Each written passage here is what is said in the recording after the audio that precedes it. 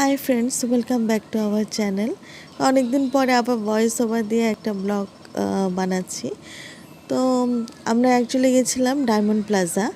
তো যেহেতু মার বাবু বাংলাদেশ গেছে, সেজন্য তো অনন্যা আর কেউ ছিল না। তো আমরা এই দুজন মানে আড়াইজন মিলেই গেছিলাম, আমি অর্পা আর মুতুবুড়ি। তো আমরা অ্যাকচুয়ালি ডায়মন্ড প্লাজায় গেছি হচ্ছে একটা এসি কেনার জন্য। তো যে এসিটা আমরা লাগাবো অনন্যার ঘরে।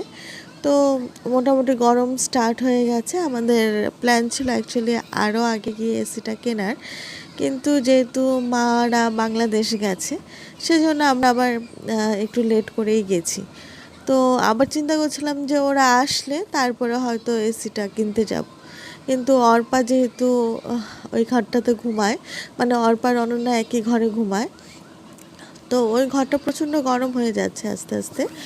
তো সেটার জন্য ভাবলাম যে এসি যখন কিনবই, তো আগেই কেনা ভালো, যাতে কষ্ট না হয়। আর তাছাড়া আমাদেরই তো গিয়ে কিনতে হতো, সেজন্য আমরা যখন আছি আমরাই কিনে ফেললাম। আর এই তো আমার মেয়ে শুরু হয়ে গেছে পাগলামি, ওইখানে বড় বড় টিভি দেখছে। আর মানে বড় বড় হোম থিয়েটারে যখন গান হচ্ছিল, তখন আর ওর নাচ দেখে কে? তো সবসময় শুধু নেচেই বেড়াচ্ছে, নেচেই বেড়াচ্ছে, আর অর্পা ওর পিছন পিছন ঘুরেই বেড়াচ্ছে। আর সবাইকে হাসছিল, মানে ওর এরকম পাগলামি দেখে। এরপরে তো ওর আরও বেশি পাগলামি বেড়ে যায়, যার জন্য এরপরে তো আরও বিরক্ত শুরু করে দিয়েছে। এরপরে কোথা থেকে দুটো বাচ্চা জোগাড় করে নিয়ে আসে, তারপর তাদের সাথেও খেলা টেলা শুরু করে দেয়। তো বাচ্চাগুলো ওর থেকে একটু বয়সে ছোট ছিল, কিন্তু মানে কি বলবো, যে ওর থেকে একটু বেশি চালু ছিল। আর এই আইসক্রিম দেখাচ্ছে, ও বলছে আইসক্রিম খাবে। তো এই যে এখানে একটার পর একটা মানে সিনারি দেখাচ্ছে, আর ও নিজের মতো করে সেটা সব মানে ভেবে নিচ্ছে। আর এখানে নাচ করছে তাই দেখে ও মানে সেমভাবে নাচ করার চেষ্টা করছে। পরে গানটা শেষ হয়ে যায়, তো বুঝতে পারছে না যে রিমোট কোথায়। এখন রিমোট আবার খোঁজা শুরু করে, কিন্তু ততক্ষণে আবার অন্য একটা গান শুরু হয়ে যায়। তো যাই হোক, রিমোট খুঁজতেই থাকে, আর সবাই তো ওর দিকে তাকিয়েছিল আর হাসছিল, ভাবছিল যে মানে আমরা ওকে সামলাতেই পারছি না, সেটা দেখে আরও বেশি সবাই হাসছিল। তো এরপরে উৎপাতের পরিমাণ আরও বেড়ে যায়। আমরা ওইখান থেকে বের করতে অনেক কষ্ট হয় আমাদের ডিপি থেকে। তো যাই হোক, এবার চলে আসি যেটা কিনতে গেছি।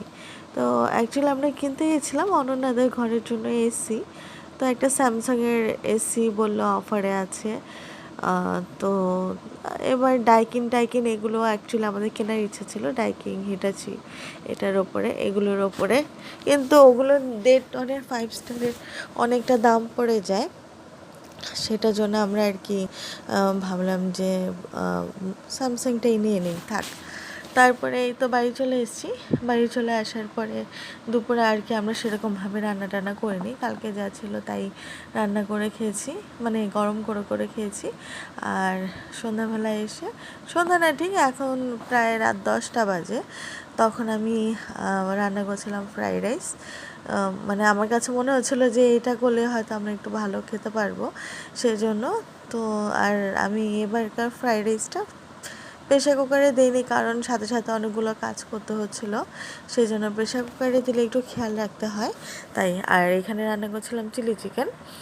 আমার কাছে সব ধরনের সস ছিল না, সেই জন্য আমি লোকাল সস দিয়ে করেছি, তাই কালারটা ভালো আসেনি, সেটাই আমি বলার চেষ্টা করছি। আর এদিকে আমার মেয়ে বারবার ফ্রিজ খুলেই রাখছে, সেটাও ধমকে টমকে সামলাতে হচ্ছে। আর এই ঘরগুলো সব নোংরা করে রেখেছে।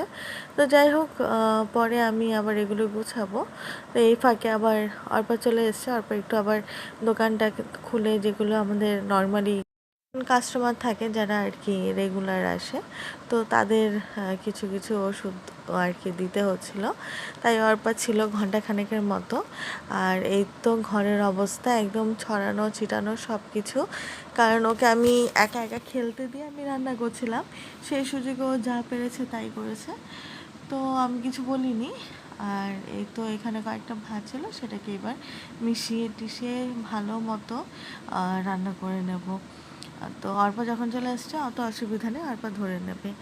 আর এই আমাদের ফ্রাইড রাইস আর চিলি চিকেন নিয়ে বসা হয়ে গেছে খাওয়ার জন্য।